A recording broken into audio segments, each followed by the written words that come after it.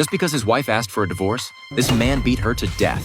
He tossed aside the weapon, then fed her body into the cremation furnace. In just 10 minutes, a living, breathing person was reduced to a pile of ashes. Sean is the third-generation owner of his family's funeral home. He has a unique craft. He can turn cremated remains into all kinds of keepsakes. His wife Lisa's ashes were pressed into a vinyl record, etched with the couple's favorite song.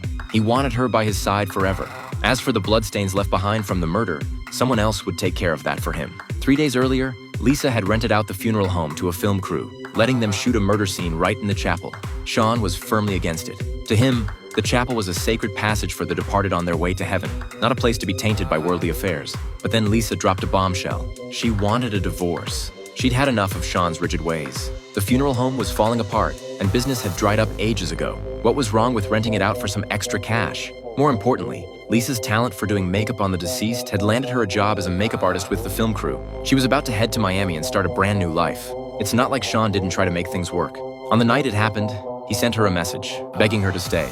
But all he got back was a photo. Suitcases packed and ready to go. Her mind was clearly made up. Staring at the film crew still shooting late into the night in the chapel, Sean finally made his decision. Taking a life isn't all that hard. Not for someone who's spent his whole life surrounded by the dead. The film crew had promised to restore the chapel to its original state before they left, and that included the blood splattered on the walls. So without lifting a finger, he had the crime scene perfectly cleaned up. But what no one could have predicted was that a body lying in a coffin would be the one to spot the hole in his plan. Anyone who's done extra work knows the deal. Playing a corpse pays well, and you even get KFC for lunch. Daisy may have had the mob on her tail, but picking up the occasional odd job kept her going while she stayed on the run. She and Lisa hit it off right away on set, quickly becoming the kind of friends who shared everything. They made plans to head to Miami together. But by the next morning, Daisy was still waiting. Lisa never showed. She went to the funeral home to ask around, but Sean told her Lisa had already left with the film crew. That photo of the packed suitcases? Proof enough, he said. Daisy was about to walk away, half convinced, when she caught a glimpse of Sean dancing to music without a care in the world. That's not exactly how a man who just lost his wife would behave, is it? Daisy immediately started digging. After confirming with the film crew that Lisa had not left with them, she snuck into the funeral home, but her footsteps caught Sean's attention.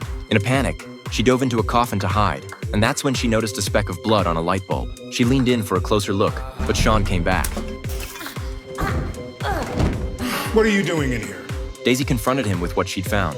Sean didn't flinch. He insisted his wife had left for Miami and claimed the blood on the bulb was just fake blood left behind by the film crew. But Daisy saw right through it. As someone who'd actually played a dead body on that set, she remembered clearly. The crew had carefully wrapped the light fixtures in plastic sheeting to protect them. That meant the bloodstain could only have gotten there after the crew had packed up and left. One call to the police, one lab test, and it'd be proven that Lisa was dead. As the tension between them escalated, the film crew's director, who'd come along to investigate, suddenly burst in. He said Lisa had just sent a photo showing her on a beach in Miami. Daisy's eyes went wide. Her instincts were usually spot on. Could she actually be wrong this time? She said goodbye to Sean and left. But something still didn't sit right. Following the sound of music drifting from the record player, she quietly crept upstairs. In Sean's room, she found the beach photo. The date on it was from 4 years ago. Sean had been covering up what really happened to Lisa. Before she could even pull out her phone to call the police, Sean lunged from behind and clamped a drug-soaked towel over her face. In her final moments of consciousness, Daisy watched helplessly as Sean wiped the blood clean off the light bulb. Every last piece of evidence against him, gone. And that included Daisy herself. When Daisy came to, she was trapped inside a pitch-black box. She could hear the roar of flames outside. Sean was going to burn her alive, but Daisy wasn't about to go quietly.